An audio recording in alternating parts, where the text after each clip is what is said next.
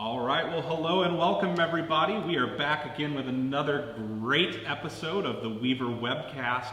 I hope everybody had a fantastic weekend. We have a great week of content ahead of us. Today we actually have Representative John Hardister joining us, as well as a couple of other videos about one of our Russian tortoises that we have at camp and some really cool things. So what's been going on around camp today, Cabbage? Camp today is just loving this beautiful weather. It's really nice and sunny and warm outside. We started off this morning, we were doing some fishing down at our lake with the kids.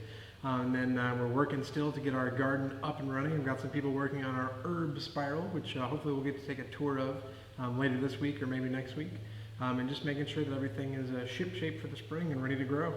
Very cool. Well, we know he's a very busy guy, so let's go ahead and jump right into it. I'd like to go ahead and take a second to introduce my good friend and somebody who's been a great friend to Camp Weaver. This is Representative John Hardister. How are you doing today, Representative? Luke, I'm doing well. Thanks for having me on. It's a beautiful day outside. I know a lot of us miss the activities at camp. I certainly have enjoyed visiting Camp Weaver many times, and this is certainly a challenging time, but it's great to connect with you, even though it's through a video communication. Absolutely. So I notice you're not, I guess you're at work today, but are you at home or are you at your office in Raleigh? Where are you?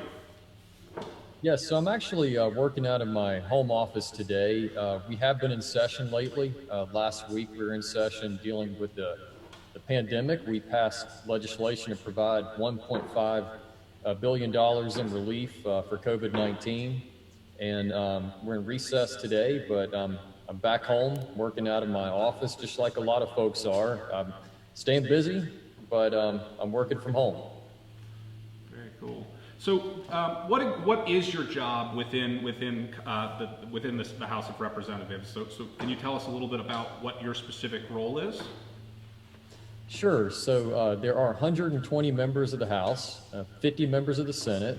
Of course, that's the legislative branch of government. Three branches, as we all know, include the legislative branch, the executive, and the judiciary.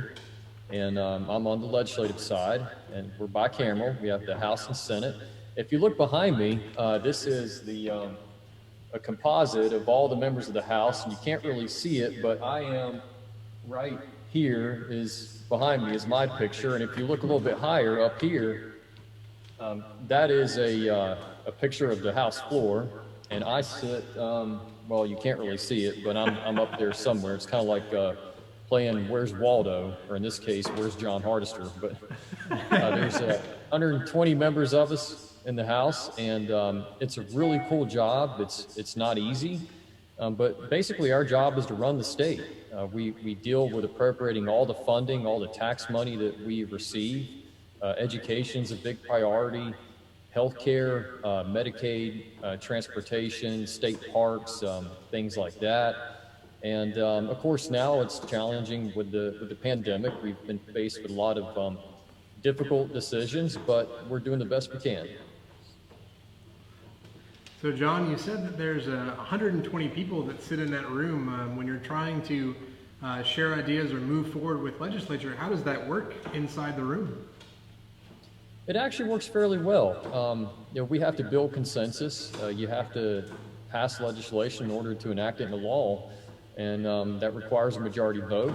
Not everything breaks down on a partisan basis. In fact, the legislation we passed a few days ago was unanimous. Every single member of the House, every single member of the Senate voted for the legislation, because I think folks know this is a situation we have to take very seriously. But I want people to know that there's a lot of good bipartisan work that's being done. We disagree on some things, but when it comes to COVID-19, we agree that we have to work together. If we're going to overcome this challenge, we have to do it together.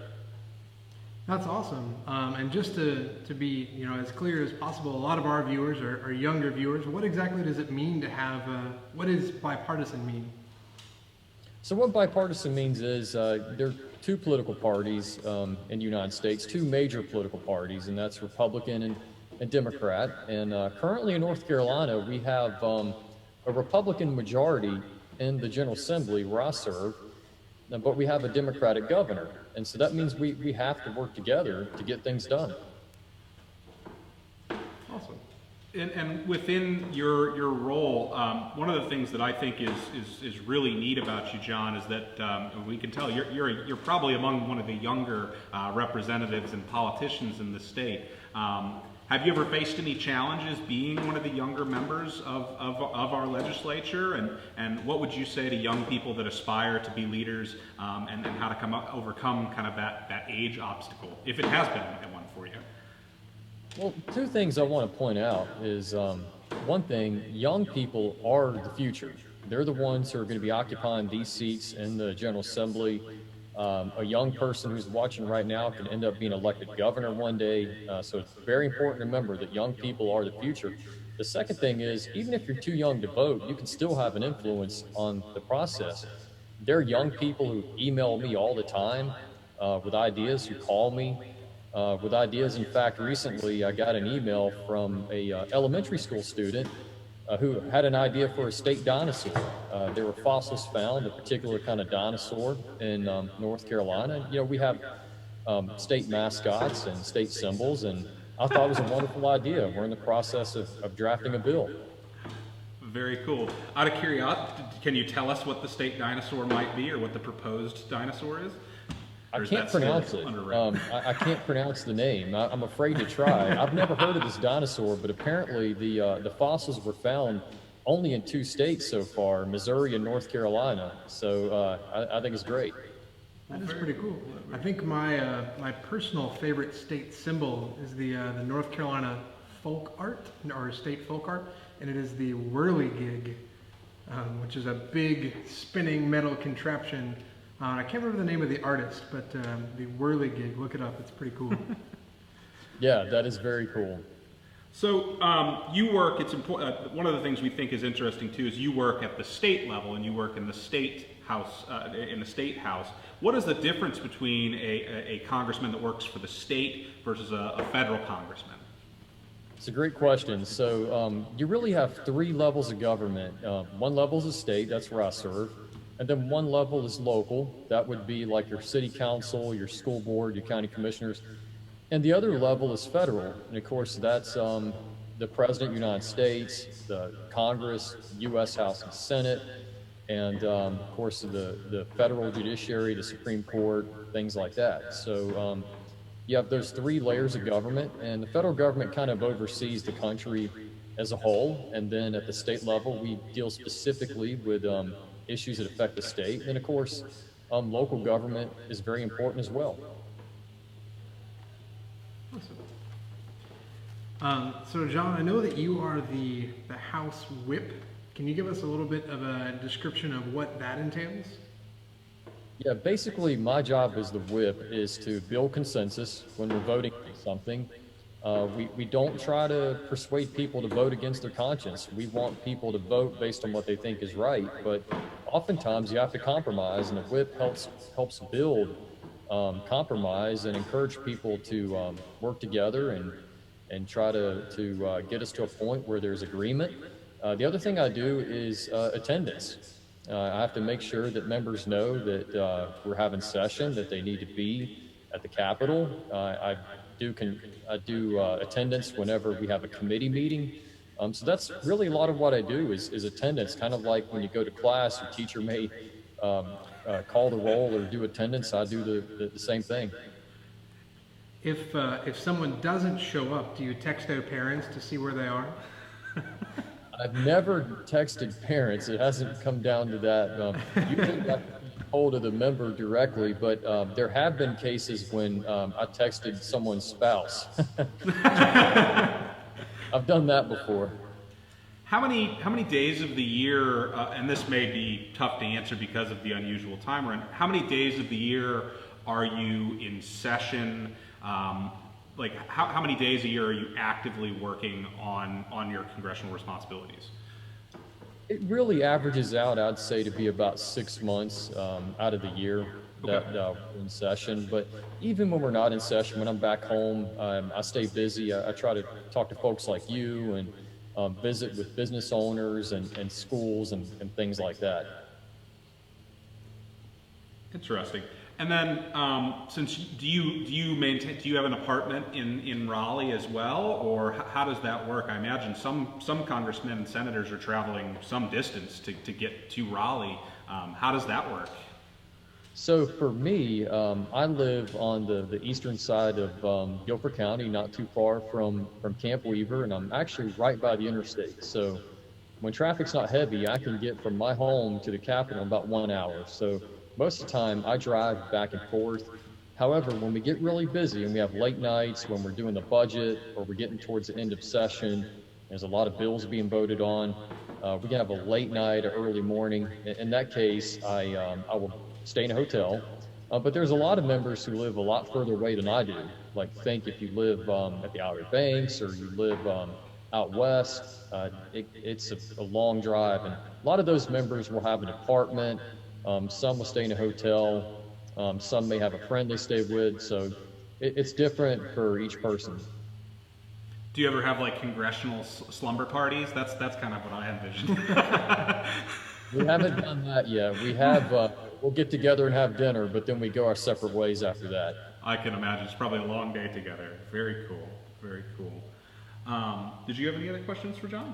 Yeah, I've got one more. We talked a little bit about the different levels of government, and you talked about the House and the Senate. What's the difference between a House representative and then a senator? So our responsibilities are virtually the same. The difference would be that there's less members of the Senate. There's 120 in the House and 50 in the Senate. So from that standpoint, your vote, your presence counts as a little bit more.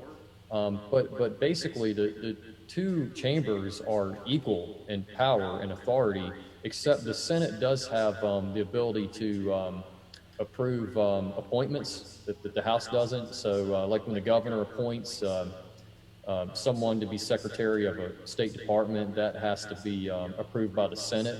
Other than that, when it comes to legislation, the two chambers are equal in authority. When we pass a bill from the House to the Senate, or vice versa, it's got to go through both chambers before it goes to the governor. Oh, that's very cool. I guess for our parting question, John, do you have any shout outs or any wishes you'd like to make to our camp families, the YMCA members that are watching, or just anything you'd like to kind of leave us with, some wisdom you'd like to leave us with? Yeah, what I would say is I think the people of North Carolina are doing a great job responding to this pandemic. We've put some restrictions in place at the state level that we've done for safety reasons, but we're doing very well. So far, the number of cases in North Carolina are not expanding expeditiously. We still have to be careful. I know this is a challenging time, especially for young folks who just want to get out and have a good time and be around their friends. I know it's challenging, but I think that there's light at the end of the tunnel, that we're seeing scientists make a lot of progress with treatments for COVID-19. We've done a good job slowing the curve. We're going to have safety protocols in place for a while, but we're going to be okay. Thank you, John. And we appreciate your optimism, and we share your optimism as well. So thank you so much for all the hard work that you're doing. I'm sure this has been a very difficult time to be in a position of leadership, but we're glad that you could take some time to be with us today, and thank you for all that you've been doing. Glad to do it. Thanks for having me on. Thanks, John. All right, take care.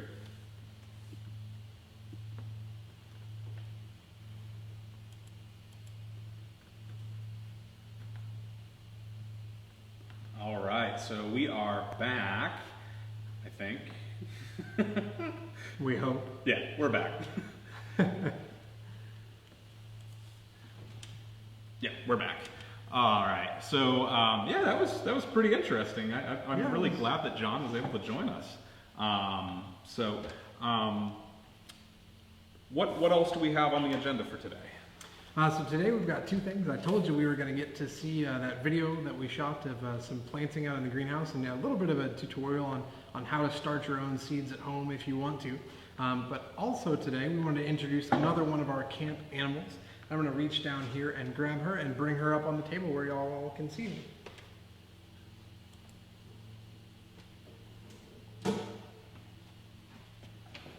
So this is Shelly. And Shelly is a Russian tortoise. And she's a little camera shy, so hopefully we'll be able to get her to cooperate to hang out for the camera.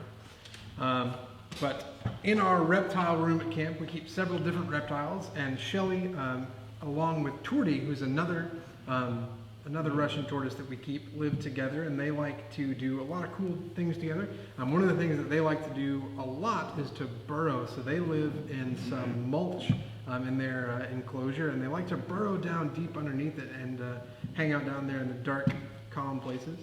I'm going to let her kind of just walk around and you just watch her as she moves back and forth.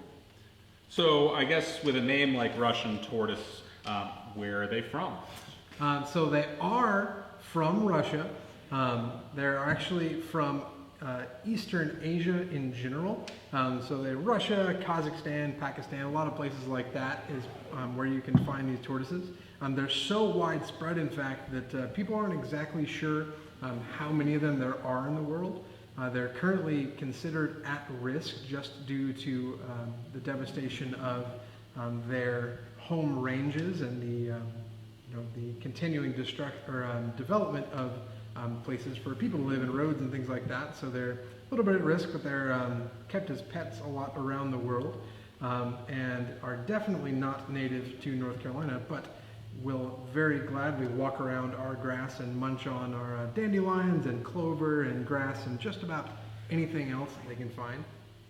And you can tell that Shelly is very active and really enjoys going on nice long walks with the counselors when she gets a chance. So I've always heard that tortoises can live to be really, really old. What's kind of the average age of a Russian tortoise? So Russian tortoises, first off, they don't reach sexual maturity until about 10 years old. So about 10 years old, that's when they can start making more tortoises. But in the wild, they can live an average of 30 to 40 years. And then in captivity, they can live 50 plus years. So they can get quite old, almost as old as some humans can. Wow, so there's a good chance that you and I will be retired and Torty will still be around, huh? Yeah, so Torty and Shelly will probably still be here when you and I retire. They'll probably still be doing the same thing, enjoying the fresh veggies from the camp garden and getting to go on walks around the nature center. Very nice. So is he full sized, or what are the size? What size do they generally get up to?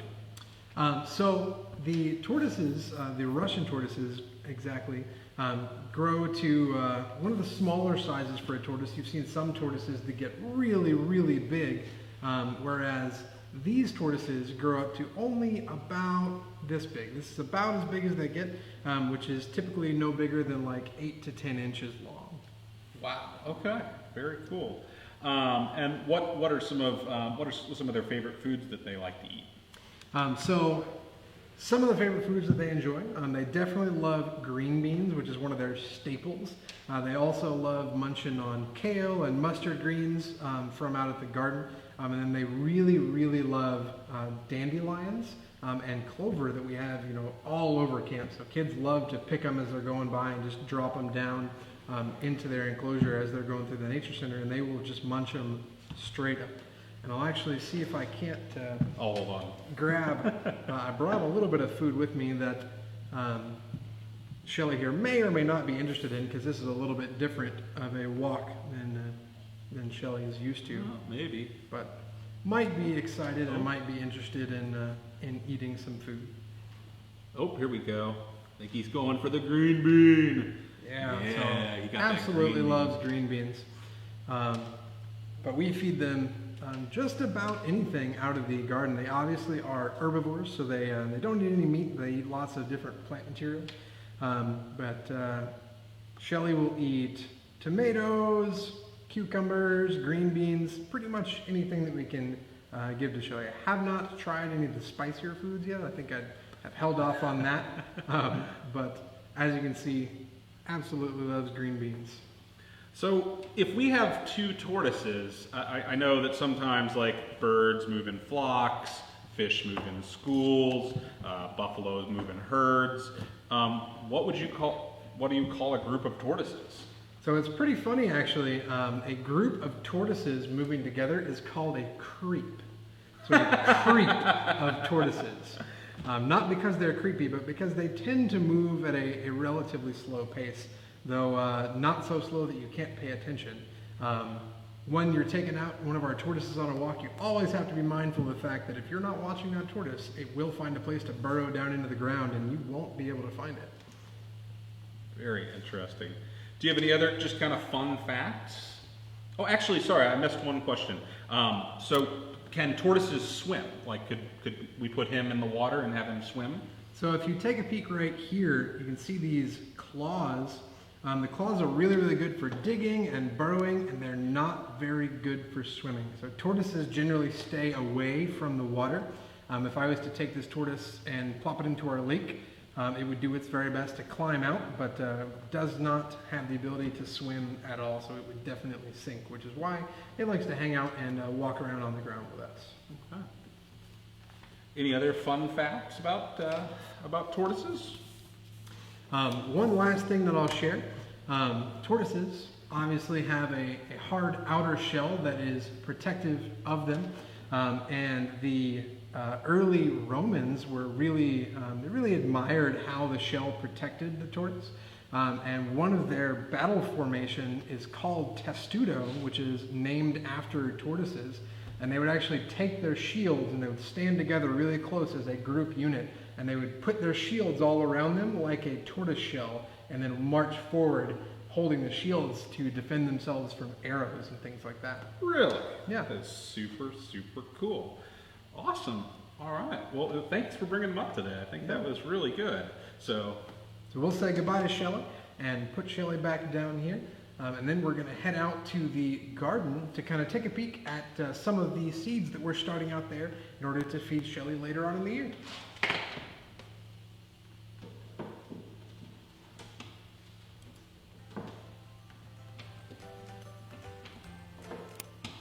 Hello everyone, I am Ryan Carr out here at YMCA Camp Weaver, or also known as Cabbage, and I am the Outdoor Education Director here at YMCA Camp Weaver.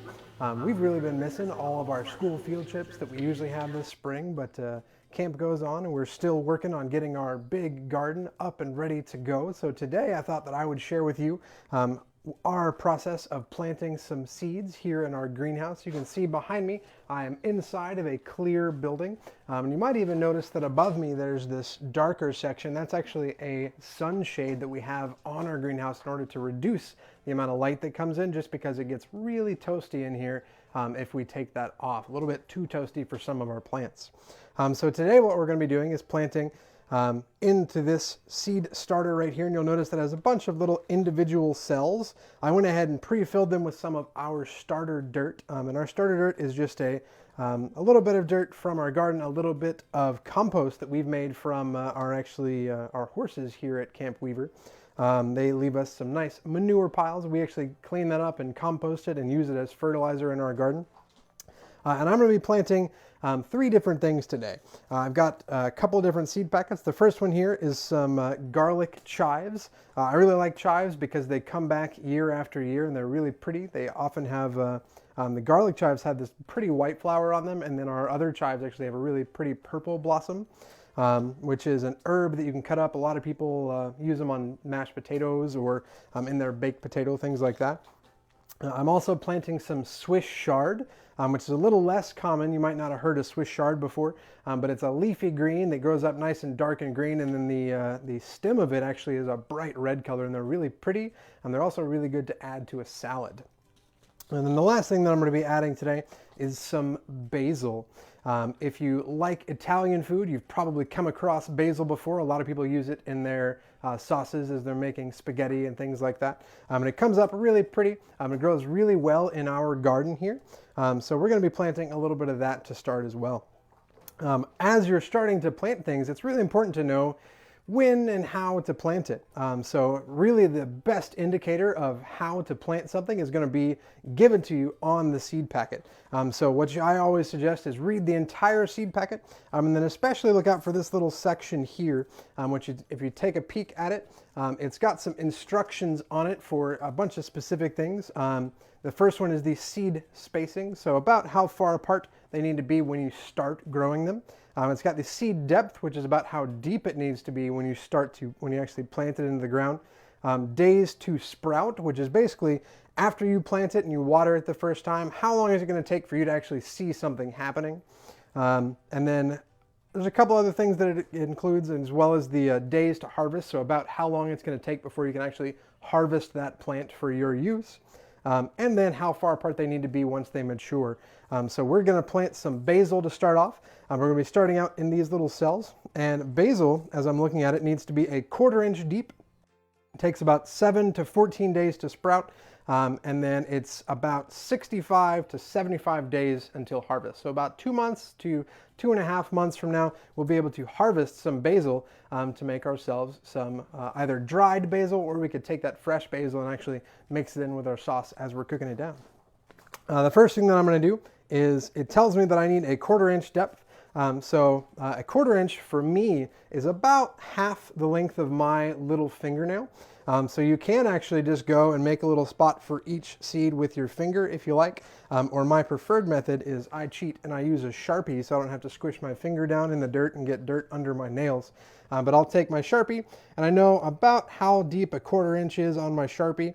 And then I'm just going to make a little space in each of my cells for my basil seeds to go into.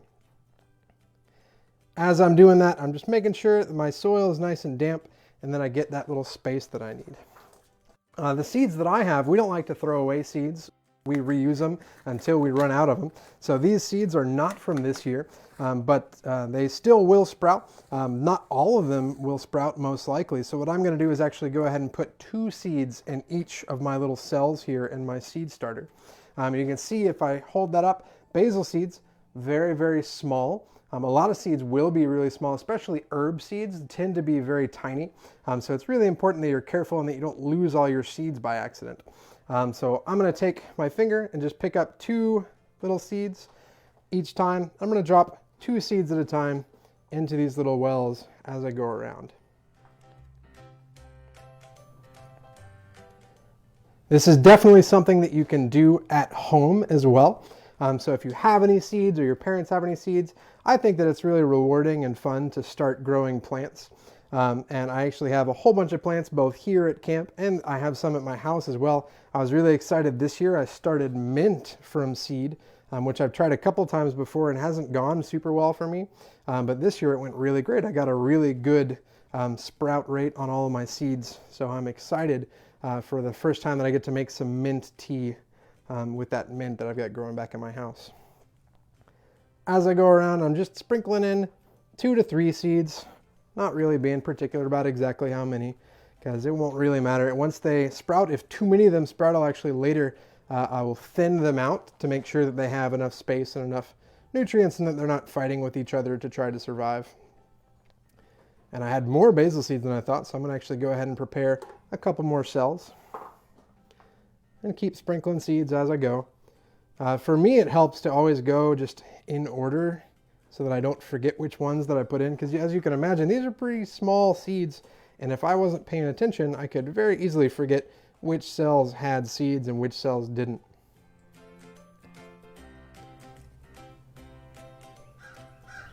As I get here to the end, what I'm going to do, take my last seeds, sprinkle a couple extra in these little cells, and then now I've got them down in their little wells where they're starting out. I'm just going to come back by and just really gently cover them up in those cells. Give them a little squish down. Not a whole lot, but just a little tamp just to make sure that the soil is nice and compressed and squishing up against them. I don't want it so squished that air can't move around in there and it's not allowing water to move. But I also don't want the seeds just laying on top of the soil mixture.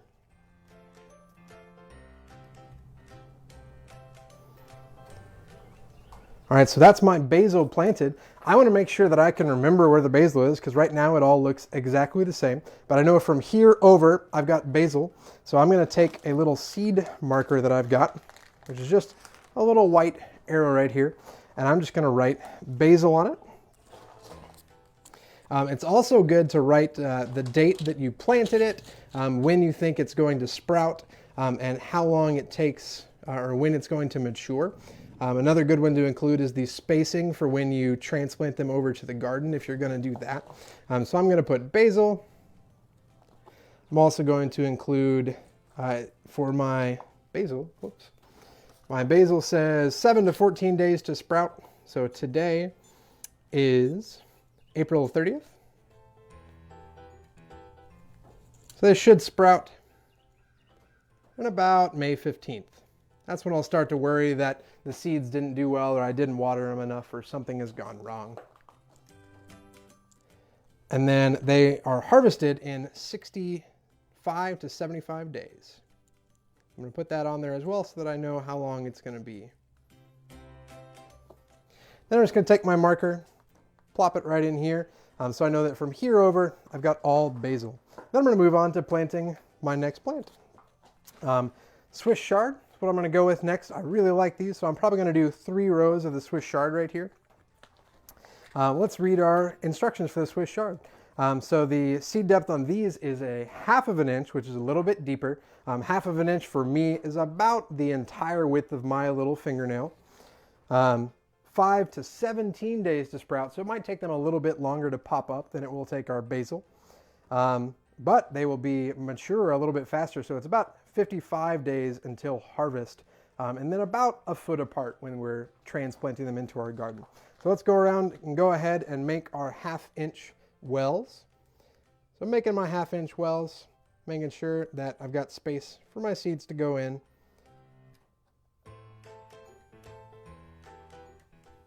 In those 3 rows.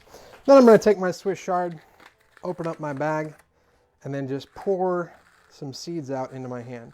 Swiss chard seeds are much larger, and they're actually pretty interesting looking. I'll see if I can't hold them up to the camera so you can kind of see. They're kind of like round little balls, a little bit smaller than peas, but they've got little kind of like spikes jutting off all around the edges from them, which is pretty cool.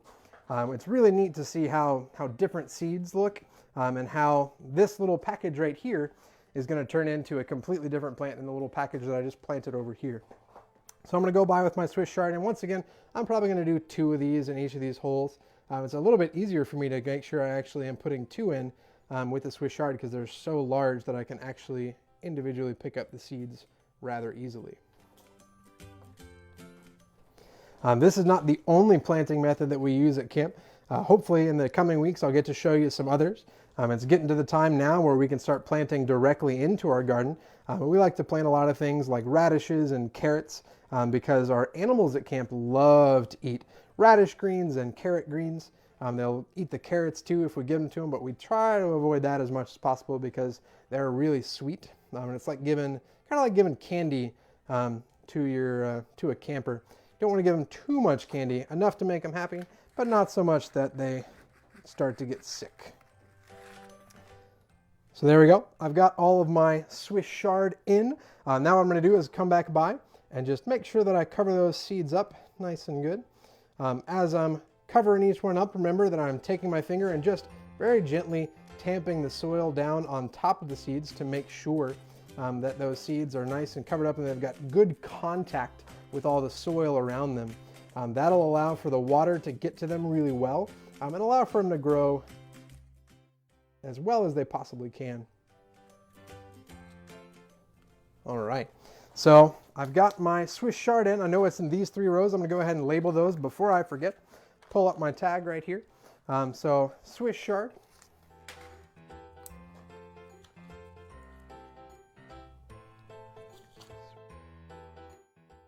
As I'm labeling that, I'm going to make sure that I remember that they are going to take about 2 weeks to pop up, and then about 55 days in order to reach full life term so that we can start harvesting them. And then I've got one more plant to plant, which is my chives. Now chives are a pretty small seed. and herbs are notoriously difficult to get started. So I'm going to go ahead and be very careful to make sure I read all the instructions.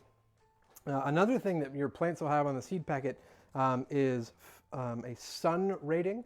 So all of these that I planted so far have been full sun, which means they want to be out in the sun as much as they possibly can. There's other plants that'll have half day or early morning sun or late evening sun.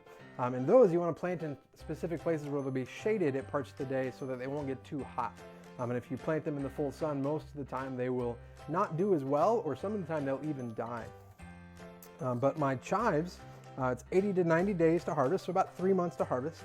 At full height, they'll be about 2 feet, so about 2 feet off my table would be about that tall. And their planting depth is about 1/4 of an inch. So we're gonna go back around and just make a nice little tiny well in each of these for my chives to go into. I'm really excited about the chives, both because they're really pretty and because I love getting to take them and put them on mashed potatoes or in my baked potatoes. They make it really pretty, they give it a slight oniony flavor. And another thing that's really cool about them is our honeybees at camp just love our chives. They also love going over to our thyme. I'll show you the chive seeds, which you can see they look very, very similar to the basil seeds. They're pretty small black seed, but the chive seeds are a little bit more angular, a little sharper looking than the basil seeds were. So I'm going to flip those over, and we're going to go ahead and do 2 in each of our little wells to make sure that hopefully at least one plant will sprout in each of the wells. And as I'm going through, you might notice that in my soil there's a lot of different stuff. There's different organic matter, like right here there's a wood chip, there's a wood chip. We have all sorts of stuff in our soil, and as long as it's not other competing plants, we just leave it in there to continue to break down and to help give nutrients to those plants. You might notice that the soil is pretty dark. Before we started, I actually added some water to this soil just to make sure that it was nice and moist for starting out. You don't want it to be dry.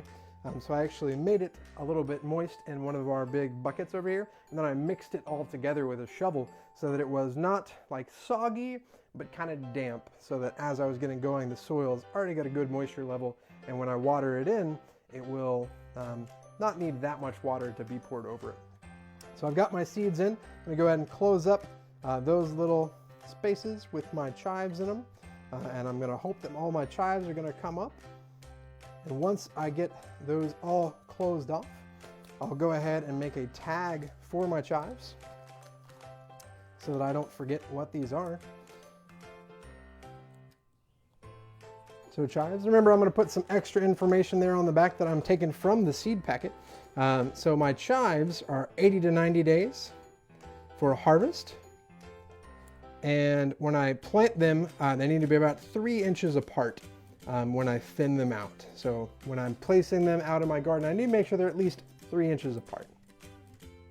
So I put my 3-inch spacing on there. Awesome. And then I'll put that in right there.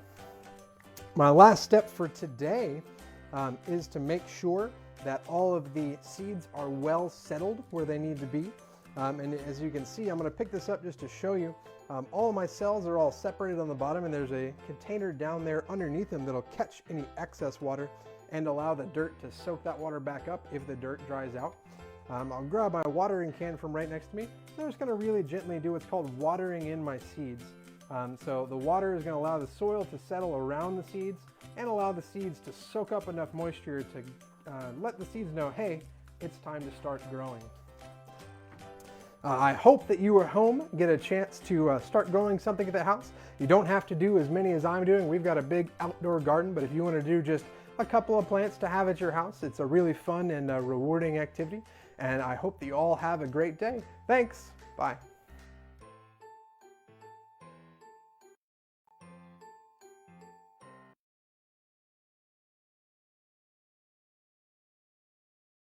I almost forgot to unmute again. That was close. Got it that time. Well, thank you very much, past me, for sharing that segment out in the garden with us. I hope that y'all at home are having a chance to grow some things at home, and we would love if you have some plants that you started at home or plants that you keep at home. We'd love to see photos of those, so feel free to share them on this video, and we'll check them out and see what you're doing.